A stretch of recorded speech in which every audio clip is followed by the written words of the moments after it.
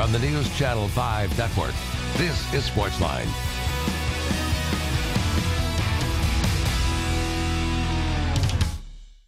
Hey everybody, welcome to SportsLine on this Wednesday evening. John Burton back with you for another hour. 615-737-7767 is the number to call. Once again, 615-737-7767. Well, it's the middle of summer.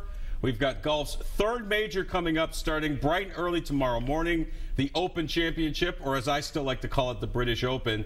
And for the next hour, we're going to be talking all things golf with our good buddy Virgil Herring, PGA teaching professional. You see his great golf tips on Sunday Sports Central every Sunday night. He is a motivational speaker. He is a teaching professional. He is a radio talk show host. Where do you find all the hours in the day to do all this stuff, Virgil? I don't sleep much. Well, it is so great to have you here in studio on the show. And folks, if you have a tip or if you need help with your golf game, Virgil is here to help, okay? Give us a call, 615-737-7767. He's got a lot of great information on how to maybe get rid of that slice, get rid of that hook, maybe be a little bit better in your short game, putt a little bit better. This guy is the man with the plan. We're going to get into a lot this hour. We're going to talk about the Open Championship. We're going to talk about the state of golf. Of course, we're going to get into Tiger Woods as well because everybody wants to know about Tiger. But I want to start with you. Where did your love of golf come from? How did it all start for you? Well, it started as after an injury in baseball. I was a person who could only play sports. I was sports, period. And after I tore my rotator cuff as a pitcher, I had nothing else to do other than play golf. That was the only other sport that I could play, and I started watching my best friend hitting plastic golf balls around the yard, so we started designing our own golf courses in the backyard, and from there, it basically is written because I injured my shoulder again, and baseball was over. Now, how old were you at the time? I was 15, and then it ended when I was 17. So I've been golf-minded since I was 17. Okay, and I mean, that's, 17 obviously is a very young age, but most people get into golf a lot earlier than that. So obviously, you took to it right away, right? Yes, well, I started right-handed, if it's so funny, because my dad said, because my dad didn't play, that you could only play golf right-handed. So I started right-handed until we found out that you could play left-handed, and I've been left-handed ever since. But it's my favorite sport, not just because it's what I do, but because it taxes not only the mental part of your game, but it also taxes the physical part of your game, the emotional part of your game, and it's that how you manage yourself part of it that I love, and it's the greatest and most difficult game to play, but it's a lifetime sport, and that's what makes it so great. Yeah, and that's one of the things that I've learned, doing research about the game. I don't really play a whole lot. My dad played a lot, and I'm going to get into my how my dad's love for the game kind of sparked other things in his life and in my life as we go along. But you just take a look at what this sport has done and what this sport is. And the one thing I've learned is that, like you said, it's you versus your equipment.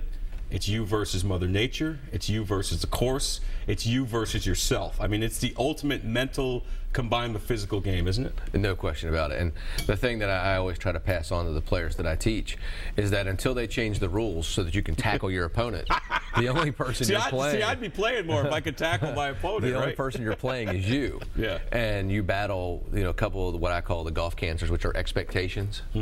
And when the expectation levels get out of control, then you're in trouble. And if you become result-oriented, you get in trouble. So it's all about trying to stick to a process and a plan, and also keep your expectations to the process of doing the best that you can, and that evolves day to day.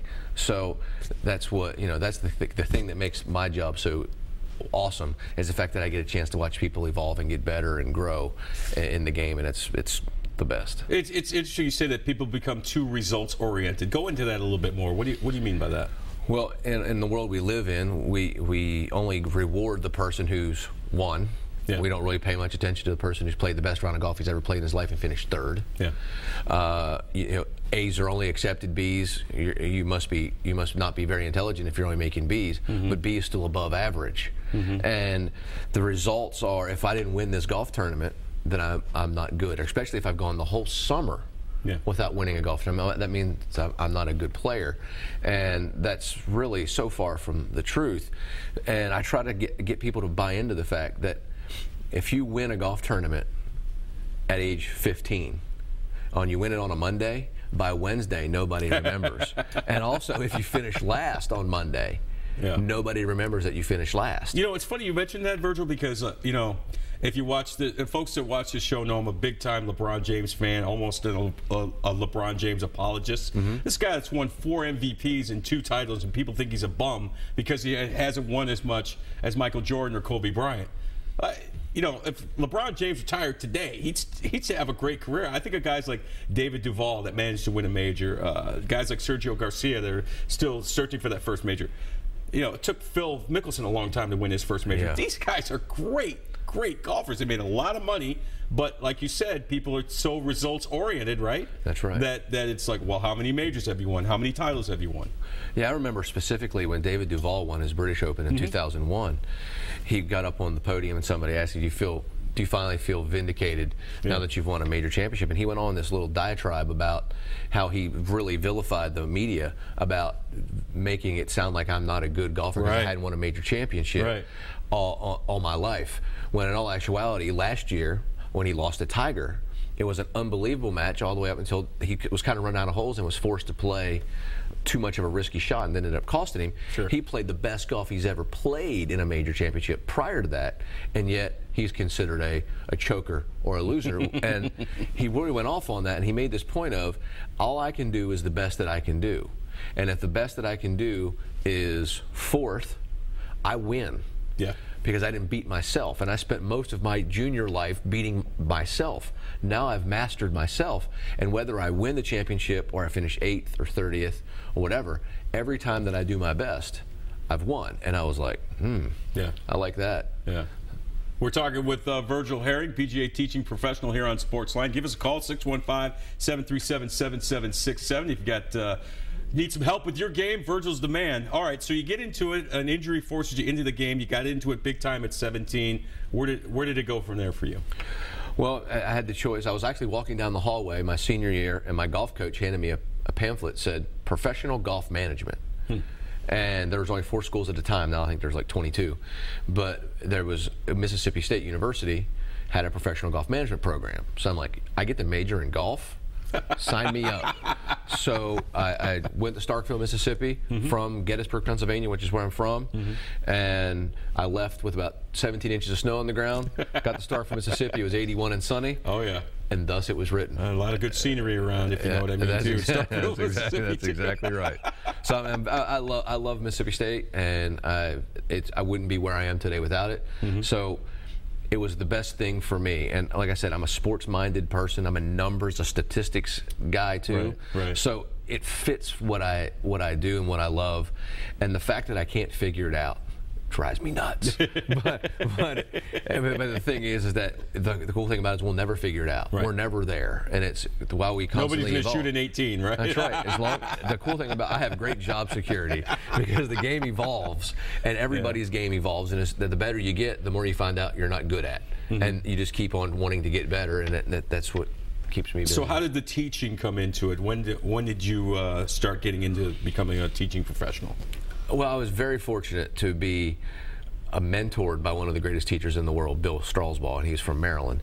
And as his health began to wane, he gave me everything that he could. He gave me all of the information, all the paperwork, all the game plan of how you do a lesson. And I talked to him about what I did or how I saw the golf swing, and he said, Jim McLean sees the golf swing just like you. So then he sent me to see Jim McLean, and Jim McLean really helped me.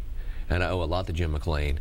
And from there, it was all about the work ethic that I was shown of, like, I'm not going to be able to travel around the world watch other great teachers teach. But Barnes & Noble has 100 books of people that have written their best stuff. And when I was in 1997, when I graduated, I didn't have a full schedule like I have now. So I would actually go to Barnes & Noble back when they had chairs and sofas that you could sit in, and I would read 5-6 books a day. Really? Just sit there all day and just read? And if I liked the book, I would buy it. And if I only, but every time I read a book, I put something in my pocket that I could take out. But there were some that were awesome and others that didn't really stick with me. And from there, I started to build a game plan of how I see the golf swing, how I see people play great golf, and I've written up what it takes, and I've followed it ever since. That's amazing stuff. You know, because it's funny you mentioned that, because my dad grew up following golf. He grew up just outside of Philadelphia, and to make money as a teenager, him and his brothers and his buddies, they would go caddy. You know, not only did you make money, but you also learned the game. Sure. You know, I've been working as a personal trainer for the last, I guess, year and a half, and I've really enjoyed helping people, like, not only get into an exercise routine, but, you know, learn the benefits of exercise and get the feeling in their head, hey, you can do this.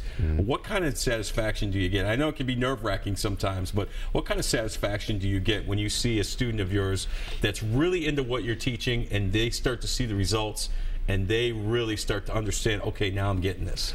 Well, I always tell people the truth. So I'm very fortunate because a lot of kids come to see me to play college golf. Yeah. And I get dreamers. I get the 13, 14-year-old dreamer. I want to play golf at University of Florida, University of Georgia. And I'm like, I'm not saying that you're going to be able to play there. I love your dream. But we're going to play college golf somewhere. And then I give them the game plan and the roadmap. And the fun thing for me is since 1997, 142 of my kids that I've taught have played college golf. Wow. And on scholarship? On scholarship. Wow. Except I have two that went to Ivy League school, so they don't get scholarships, but to go to an Ivy League school to play golf, that's more than to a go anywhere to play golf and get your education paid for. That's pretty darn good. That's right. That's well done. I've been very fortunate to have dreamers because dreamers are what it takes. It's what moved this country, and it's what's going to continue to move this country. But they come in with a game plan. I'd love to play college golf, and then I give them my game plan of what it's going to take. And when you see the breakthrough from like 80 into the mid 70s, and then when you see they shoot their first under par round, when they win their first golf tournament, and you start to remember that kid, the dreamy, the starry-eyed kid that came in, and they start to get it, and then they call you and say, I just got a scholarship offer to Villanova, Furman. Or when I'll never forget the phone call, I've been accepted to Princeton, I'm going to be able to play golf at Princeton. I'll never forget those moments because these were people that at some point never thought that they would be able to do that. And then to be able to be a part of it, and I don't take that much credit because I didn't hit any of the shots that got them there. But I played a role in nurturing But you're the guy that got them going in the right direction. Yeah, you're the guy that said, like you said, this is the game plan you need. You know, that's got to be a great natural high. And it is so great. I mean, and the thing, and now, because I've been here so long, even though I feel like I'm 25, I'm not anymore. I'm starting the kids that I taught when I first came here now have kids. Yeah. And they're calling to I work with their kids. So another generation of students coming in. That's a powerful thing for me. So like that in itself is the most fascinating. The next feature of my teaching career is I get to the second generation of kids. That's amazing. We are honored and pleased to have Virgil Herring in studio here on SportsLine. Time for our first break. When we come back, we're going to break down the Open Championship, which starts early tomorrow morning. Jordan Spieth, Tiger Woods, who has the edge going into the golf's third major. We're going to talk about it. Plus, your phone calls. You got a golf tip? Need help with your game? He's the man to talk to. We're back after this.